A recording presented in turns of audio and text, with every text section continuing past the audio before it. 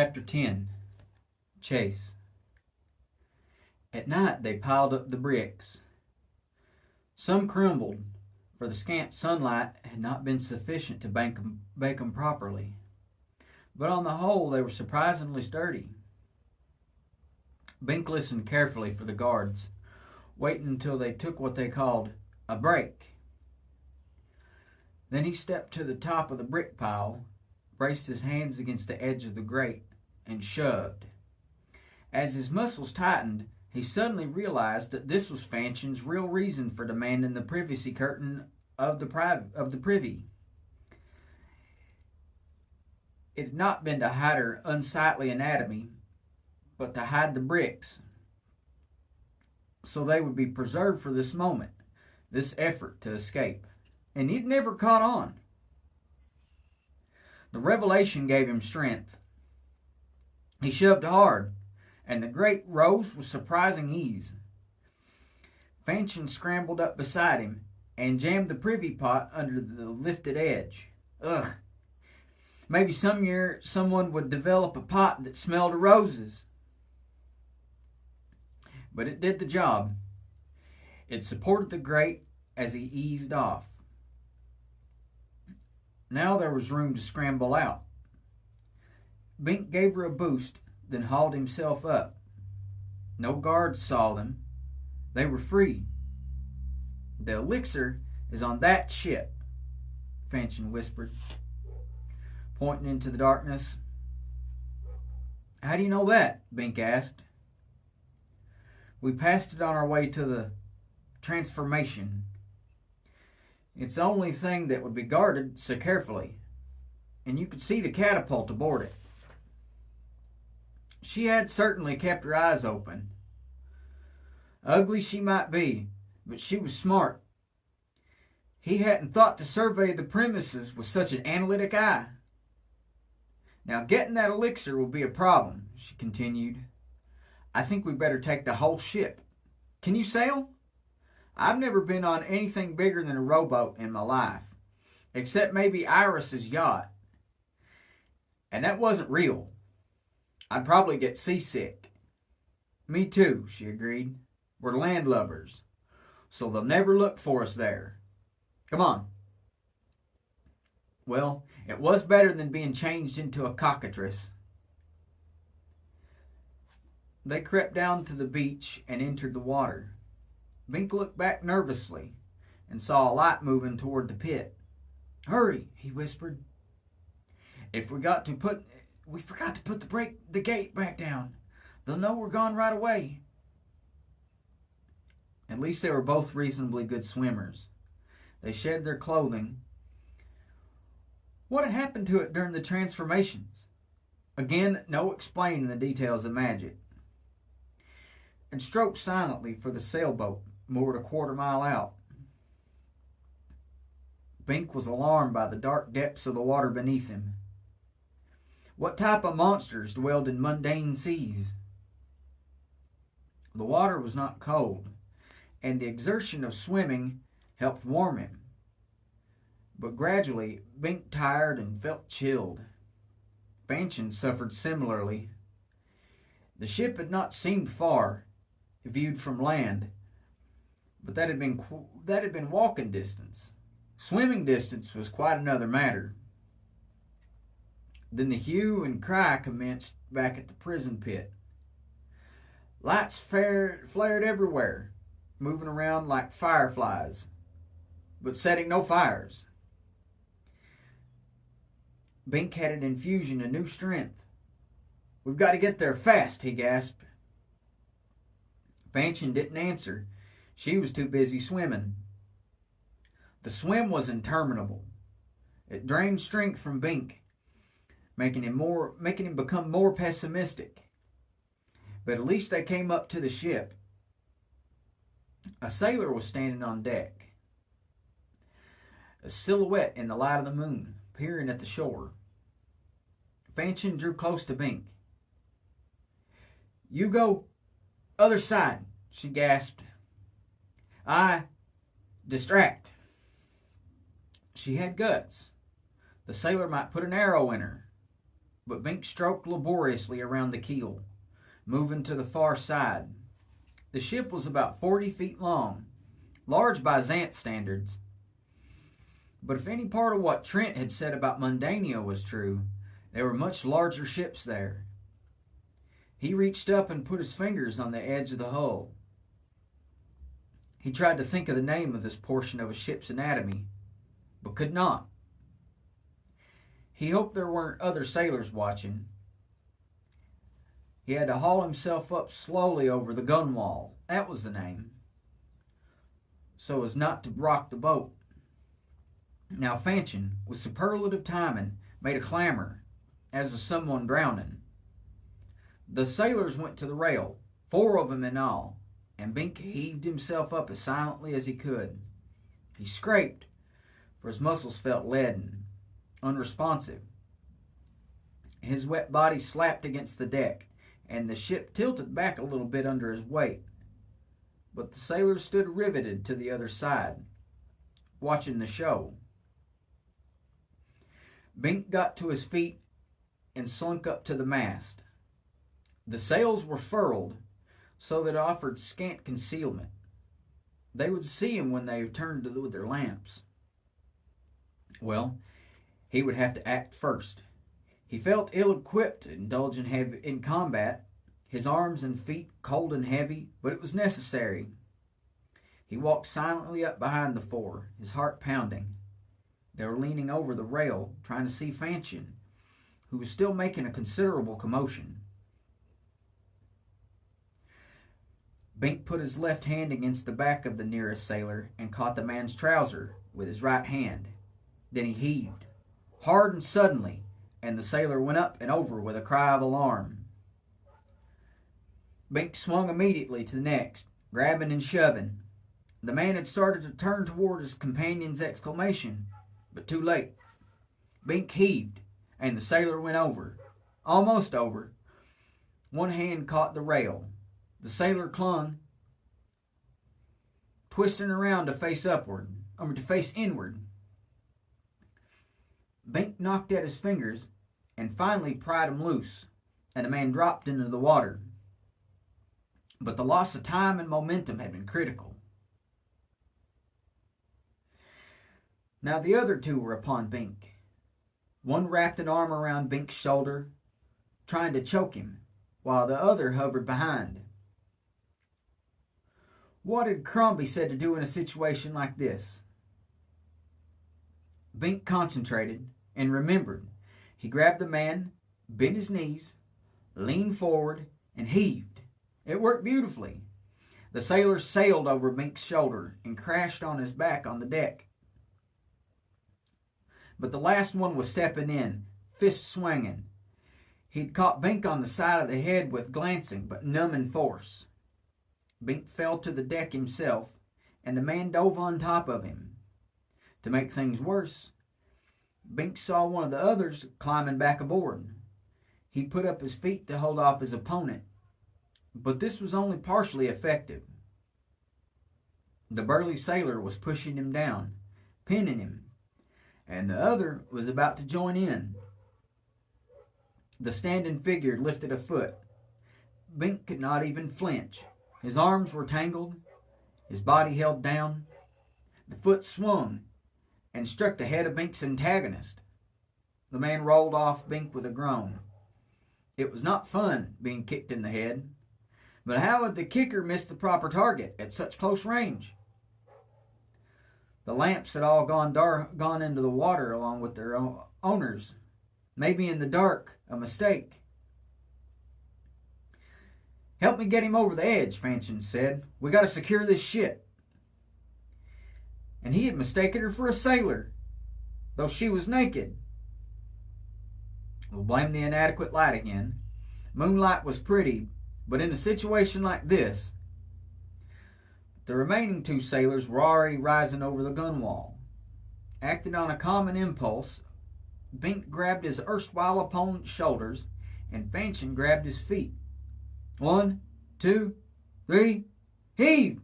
She gasped.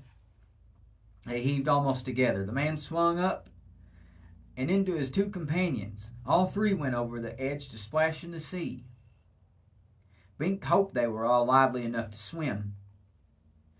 The fourth one lay on the deck, apparently unconscious.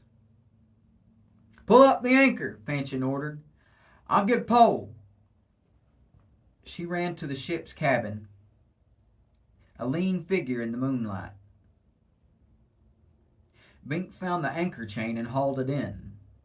The thing snagged infuriatingly because he did not know how to make it let go. But finally he got it up.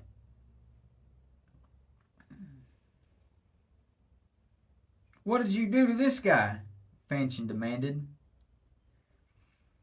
kneeling beside the fallen sailor.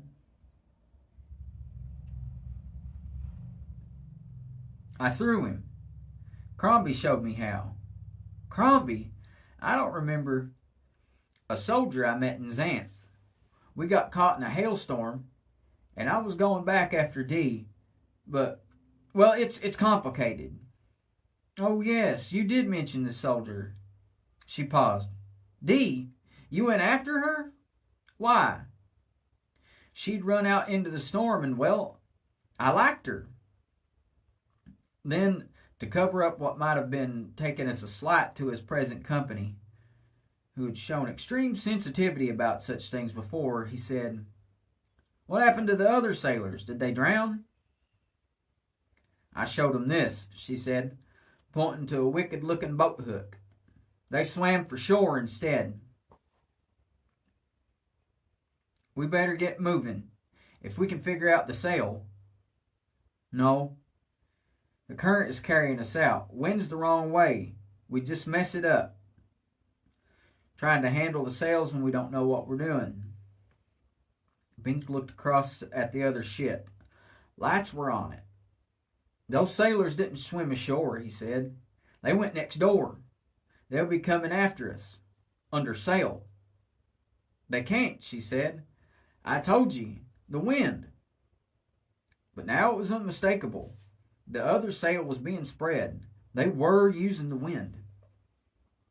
"We'd better find that elixir," she said. Yes, he'd forgotten about it. But for that, they could have run across the land and been lost in Mundania. But could he have lived with himself, buying his own freedom while leaving Xanth subject to the siege of the evil magician? "We'll dump it overboard." "No, but I thought we'll use it as a hostage. As long as we have it, they won't close in on us. We'll take turns standing on the deck and holding the vial over the sea so they can see us. If anything happens to—" "Beautiful," he exclaimed. "I never would have thought of that." "First, we have to find our hostage. If we guessed wrong about the ship, if they put the catapult on this one and the elixir on the other, then they wouldn't be chasing us," he said. "Yes, they would. They need the catapult too, and most of all, they need us." They searched the ship. In the cabin was a chained monster of a type Bink had never seen before. It was not large, but quite horrible in other respects. Its body was completely covered with hair, white with black spots, and it had a thin tail, floppy black ears, a small black nose, and gleaming white teeth. Its 4 feet had stubby claws. It snarled viciously as Bink approached, but it was chained by the neck to the wall, its mad leaps cut brutally short by that tether. "What is it?" Bink asked, horrified. Fanchon considered. "I think it's a werewolf." Now the creature looked halfway familiar. It did resemble a werewolf, fixed in its animal stage. "Out here in Mundania?" "Well, it must be related. If it had more heads, it would be like a Cerberus. With only one head, I think it's a dog." Bink gaped. "A dog! I think you're right. I've never actually seen a dog before. Not in the flesh, just pictures. I don't think there are any in Xanth today. There used to be, But they must have migrated out. Through the shield? Bink demanded. Before the shield was set up, of course. Though I thought there were references to dogs and cats and horses within the past century. I must have misremembered the dates. Well, it seems we have one here now. It looks vicious. It must be guarding the elixir. Trained to attack strangers, she said. She agreed. I suppose we'll have to kill it. But it's a rare creature. Maybe the only one left alive today. We don't know about that. Dogs might be common in Mundania, but it's rather pretty once you get used to it. The dog had quietened down, though it still watched him warily. A small dragon might watch a person that way, Bink thought, if the person were just outside its striking range. With the proper break, the person might come within range. Maybe we could revive the sailor and have him tame it. The animal must be responsive to members of his ship's crew. Otherwise, they could never get at the elixir. Good idea, she agreed. The sailor had finally recovered his consciousness, but he was in no condition to resume the fight. We'll let you go, Fanchon told him, if you tell us how to tame that dog. We don't want to have to kill it, you see. Who, Jennifer? The man asked dazedly. Just speak her name, pat her on the head and feed her. He lay back. I think my collarbone's broke. Fanchon looked at Bink. Can't make him swim, then. Trent may be a monster, but we aren't. She turned back to the sailor. If you will give your word not to interfere with us in any way, we'll help you recover as well as we can. Deal? The sailor didn't hesitate. I can't interfere with you. I can't get up. Deal. This bothered Bink. He and Fanchon sounded just like Trent, offering better terms to a captive enemy in return for his cooperation. Were they any different from the evil magician? Fanchon checked the sailor's body around the shoulders. Yow! He cried. I'm no doctor, she said, but I think you're right. You have a broken bone. Are there any pillows aboard? Listen, the sailor said as she worked on him. He was obviously trying to divert his attention from the pain. Trent's no monster. You called him that, but you're wrong. He's a good leader. He's promised you all the spoils of Xanth, Fanchon asked, with an edge to her voice. No, just farms or jobs for all of us, he said. No killing, no rapine, no loot. Her disbelief was evident.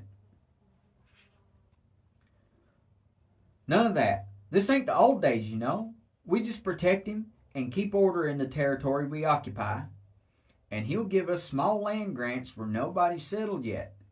He says Xanth's underpopulated, and he'll encourage the local gals to marry us, so we can have families.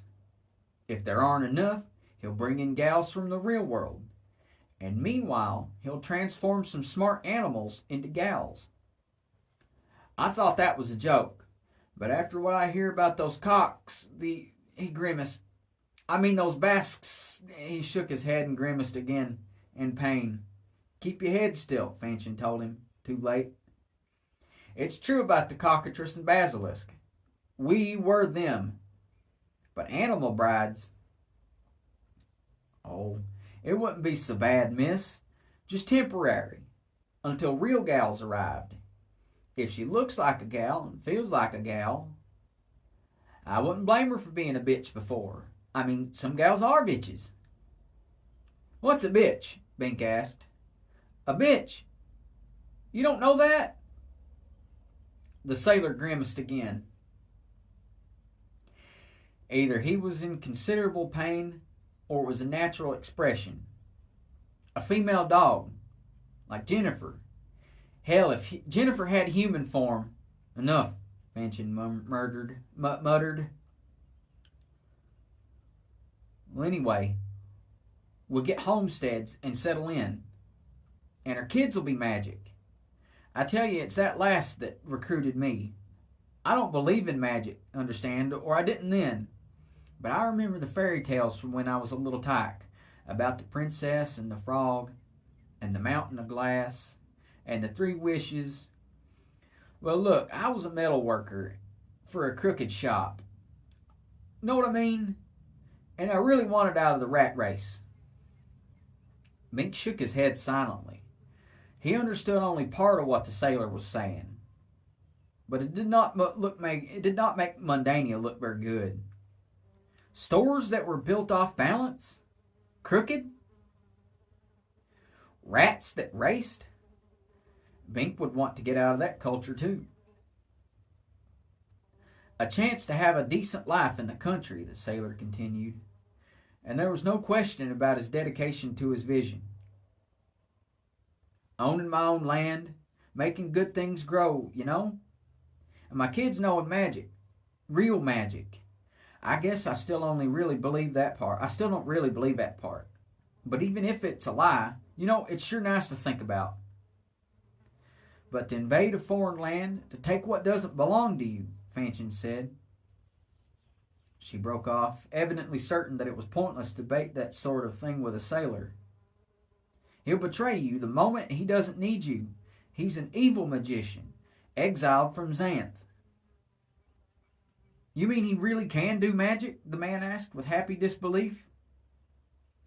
I figured all this stuff was sleight of hand, you know, when I really thought about it. I mean, I believed some of the time, but he sure as hell can do magic, Bink put in, becoming acclimatized to the sailor's language. We told you how he changed us. Never mind about that, Fanchon said. Well, he's still a good leader, the sailor insisted. He told us how he was kicked out 20 years ago because he tried to be king, and how he lost his magic and married a gal from here and had a little boy. Trent has a family in Mundania? Bink asked, amazed. We don't call our country that, the sailor said. But yes, he had a family. Until this mystery bug went around. Some kind of flu, I think. Or maybe food poisoning. And they both got it and died. He said science hadn't been able to save them, but magic could have. So he was going back to Magic Land. Xanth, you call it. But they'd kill him if he just walked in alone, even if he got by the thing he called a shield. So he needed an army. Oof! Fanchon had finished her work and heaved his shoulder up onto a pillow. So they had the sailor as comfortable as was feasible, his shoulder bound up and in straight cloths. Bink would have liked to hear more of the man's unique viewpoint, but time had passed, and it was apparent that the other ship was gaining on him. They traced its progress by its sail, which had moved laterally, back and forth, zigzagging against the wind, and with each pass it was closer. They had been wrong about the capabilities of ships in adverse wind. How much else were they wrong about? Bink went into the cabin. He was feeling a bit seasick now, but he held it down. Jennifer, he said hesitantly, proffering some food they had found. The small monster wagged her tail. Just like that, they were friends. Bink screwed up his courage and patted her on the head, and she did not bite him. Then, while she ate, he opened the chest she had guarded so ferociously and lifted out the vial of greenish fluid he found therein in a carefully padded box. Victory! Miss, the sailor called as Bink emerged with the vial. The shield! Fanchon looked around nervously. Is the current carrying us into that? Yes, miss. I wouldn't interfere, but if you don't turn this boat soon, we'll all be dead. I know that shield works. I've seen animals try to go through it. and get fried. How can we tell where it is? She asked. There's a glimmer. See? He pointed with difficulty. Bink peered and saw it. They were drifting toward a curtain of faint luminescence, ghostly white. The shield! The ship progressed inexorably. We can't stop it, Fanchon cried. We're going right through. Throw down the anchor, the sailor said. What else was there to do? The shield was certain death. Yet to stop meant capture by Trent's forces. Even bluffing them back by means of the vial of elixir would not suffice. The ship remained a kind of prison. We can use the lifeboat, Fanchon said. Give me the vial. Bink gave it to her and then threw over the anchor. The ship slowly turned as the anchor took hold. The shield loomed uncomfortably close, but so did the pursuing ship. Now it was clear why it was using the wind instead of the current. It was under control, in no danger of drifting into the shield. They lowered the lifeboat. A reflector lamp from the other ship bathed them in its light. Fanchon held the vial aloft. I'll drop it, she screamed at the enemy. Hit me with an arrow. The elixir drowns with me. Give it back, Trent's voice called from the ship. I pledge to let you both go free. Ha, she muttered. Bink, can you row this boat yourself? I'm afraid to set this thing down while we're in range of their arrows. I want to be sure that no matter what happens to us, they don't get this stuff. I'll try, Bink said. He settled himself, grabbed the oars, and heaved. One oar cracked into the side of the ship. The other dug into the water. The boat skewed around. Push off, Fanchon exclaimed. You almost dumped me. Bink tried to put the end of one oar against the ship to push, but it didn't work because he could not maneuver the oar free of its oarlock. But the current carried the boat along until it passed beyond the end of the ship. We're going into the shield, Fanchon cried, waving the vial. Row, row, turn the boat. Bink put his back into it. The problem with rowing was that he faced backward. He could not see where he was going. Fanchon perched in the stern, holding the vial aloft, peering ahead. He got the feel of the oars and turned the boat, and now the shimmering curtain came into view on the side. It was rather pretty in its fashion, its ghostly glow parting in the night, but he recoiled from its horror. Go parallel to it, Fanchon directed. The closer we stay, the harder it'll make it for the other ship. Maybe they'll give up the pursuit. Bink pulled in the oars. He pulled on the oars. The boat moved ahead, but he was unused to this particular form of exertion and not recovered from his fatigue of the swim, and he knew he couldn't keep it up. He knew he couldn't keep it up long. You're going into the shield, Fanchon cried. Bink looked. The shield loomed closer, yet he was not rowing toward it. The current, he said, carrying us sideways. He had naively thought that once he started rowing, all other vectors ceased. Row away from the shield, she cried. Quickly! He angled the boat, but the shield did not retreat. The current was bearing them on as fast as he could row. To make it worse, the wind was now changing and rising. He was holding even at the moment, but he was tiring rapidly. I can't keep this up, he gasped, staring at the glow. There's an island, Fanchon said. Angle toward it. Bink looked around. He saw a black something cutting the waves to the side. Island! It was no more than a treacherous rock. But if they could anchor to it. He put forth a desperate effort. But it was not enough. A storm was developing. They were going to miss the rock. The dread shield loomed nearer. "I'll help," Fanchon cried. She set down the vial, crawled forward, and put her hands on the oars.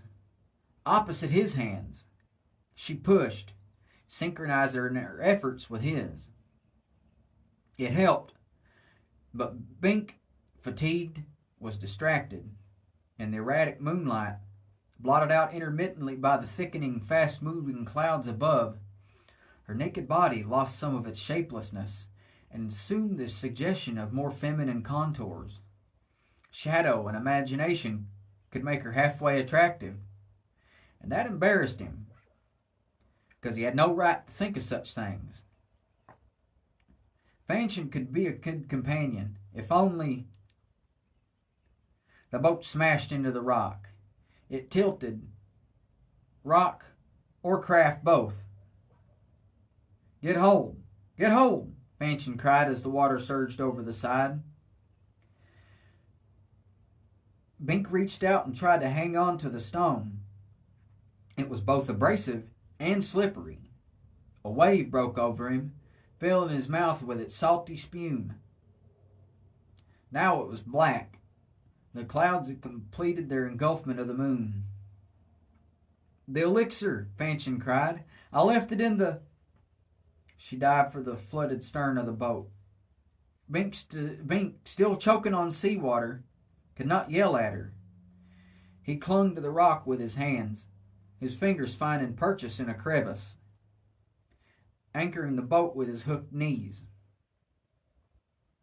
He suffered a foolish vision.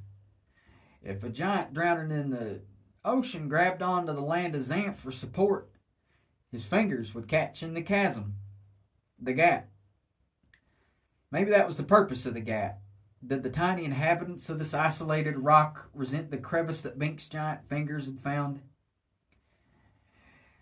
Did they have forget spells to remove it from their awareness? There was a distant flash of lightning.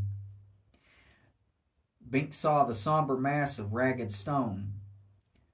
No miniature people on it, but there was a glint, as of light reflecting from a knob in the water. He stared at it, but the lightning was long since gone, and he was squinting at the mere memory, trying to make out the surrounding shape. For it had been a highlight from something larger. Lightning flashed again, closer. Bink saw briefly, but clearly. It was a toothy reptilian creature. The highlight had been from its malignant eye. "A sea monster!" he cried, terrified. Fanchon labored at an oar, finally extricating it from its lock. She aimed it at the monster and shoved. Thunk! The end of the oar struck the armored green snout. The creature backed off. But as he spoke, another wave broke over them. The boat was lifted and wrenched away from his feet. He put one arm about Fanchon's skinny waist and hung on. It seemed the fingers of his other hand would break, but they remained wedged in the crevice, and he held its position. In the next trough, the lightning showed small sail-like projections moving in the water. What were they? Then another monster broke water right beside him. He saw it in the phosphorescence that the complete darkness had attuned his eye to.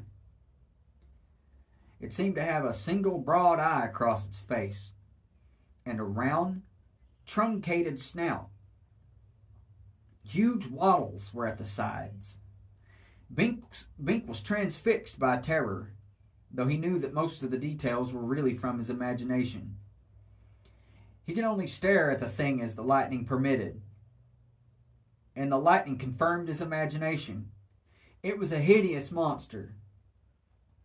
Bink struggled with his terror to form some plan of defense. One hand clung to the rock. The other held Fanchon. He could not act. But maybe Fanchon could. "Your oar," he gasped. The monster acted first. It put its hands to its face and lifted the face away.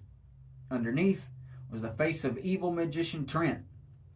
"You fools have caused enough trouble. Give me the elixir, and I'll have the ship throw us a line." Bink hesitated.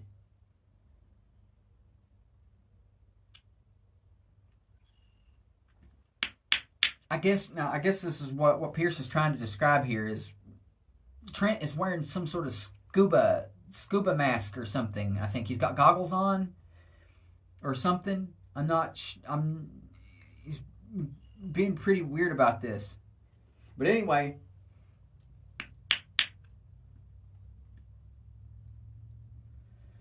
"Give me the elixir and I'll have the ship throw us a line."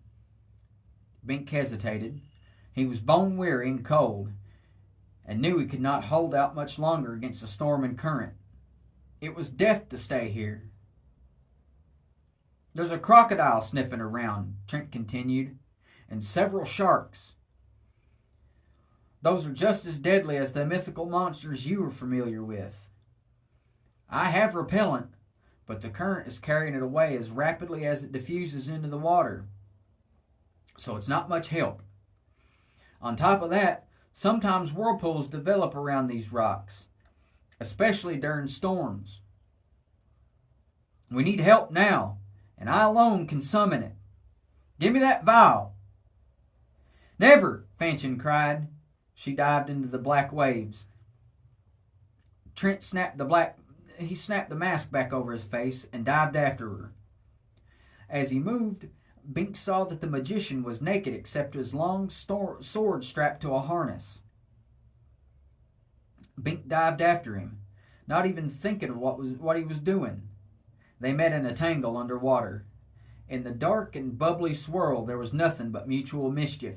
Bink tried to swim to the surface, uncertain as to what foolishness had prompted him to dive here, but sure that he could only drown himself. But someone had a death grip on him. He had to get up, to get his head in air so he could breathe. The water had hold of them all, carrying them around and around.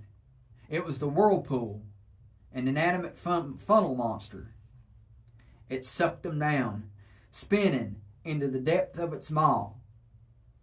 For the second time, Bink felt himself drowning, and this time he knew no sorceress would rescue him. Oh, thank you guys. I actually recorded this one down in the bottom of my evil lair. Kind of interested in seeing what this sounds like.